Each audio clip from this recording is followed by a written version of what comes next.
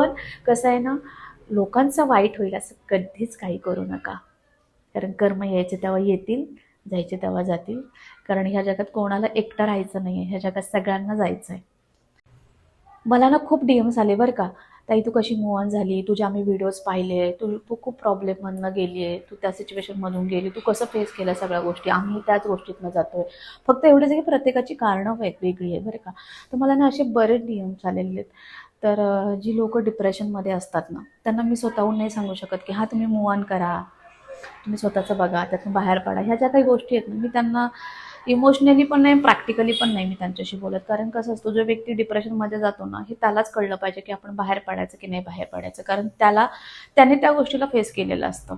आपल्याला फुकटचे सल्ले खूप मिळतात, पण साथ आपल्याला कोणी देत नाही. जी साथ आपल्याला हवी असते ना, ती कोणी देत नाही. पण तुम्हाला एक नक्कीच सांगेल, तुम्हाला जर ह्या गोष्टीतनं बाहेर पडायचं असेल ना, तर मी नक्की एकच सांगेल की तुम्ही ना देवाच्या अंतःकरणात राहा. अंतःकरणात तुम्हाला जसं कधी काही वाटलं ना, कोणाशी तरी बोलावं, कोणाला तरी काही सांगावं, कोणाला काही सांगण्यापेक्षा, बोलण्यापेक्षा, रडण्यापेक्षा ना, तुम्ही मंदिरात जा, बसा. देवाला तुमच्या दुःख, वेदना सगळ्या गोष्टी कळतात. आणि देवाकडनं जी ऊर्जा येते ना आपल्याला, ती ऊर्जा कोणाकडनंच मिळत नाही.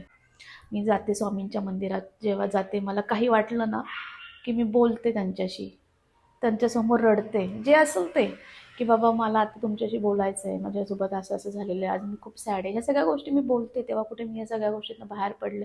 कारण आपलं दुःख जेव्हा स्वामी घेतात ना, एवढ्या लोकांचं सगळ्यांचं दुःख घेतात, त्यावेळेस एकच वाटतं की अरे. आणि मंदिरात गेल्यानंतर एवढ्या लोकांना जेव्हा आपण ऑब्झर्व करतो, त्यावेळेस त्यांच्याकडे बघून असं वाटते की त्यांच्यापेक्षा आपलं दुःख काहीच नाही आहे. मी खरं सांगते, तुम्ही जा, तुम्ही गणपतीच्या मंदिरात जा, स्वामींच्या मंदिरात जा, तुम्हाला ज्या देवाच्या मंदिरात आवडतं त्या देवाच्या मंदिरात जा. तिथं बसा, शांतपणे विचार करा, मेडिटेशन करा स्वतःसाठी.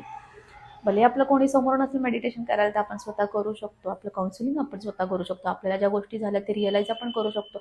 भले आपल्याकडनं लाईफमध्ये चूक झाली नसेल, पण आपण ॲटलिस्ट देवाला माफी तरी मागू शकतो, की देवा माझ्याकडनं जे झालं ना, चूक झालेली आहे, बाबा माफ कर.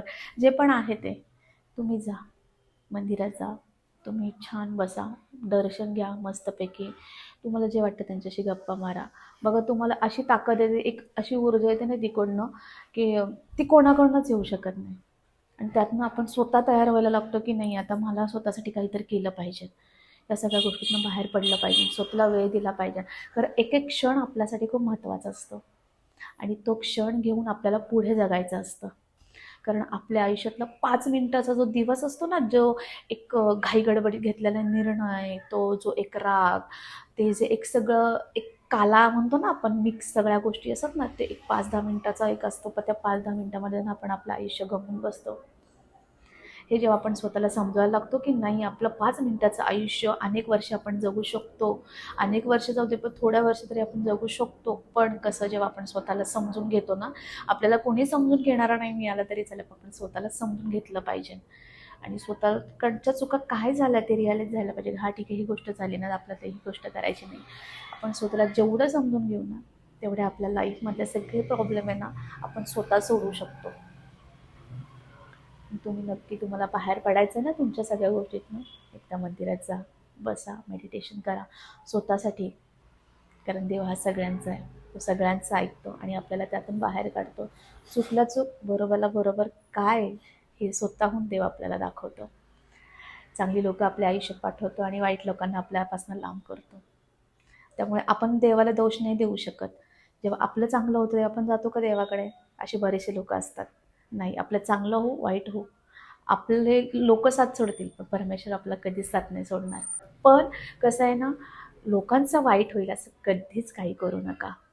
कारण कर्म यायचे तेव्हा येतील, जायचे तेव्हा जातील. कारण ह्या जगात कोणाला एकटं राहायचं नाही आहे, ह्या जगात सगळ्यांना जायचं आहे.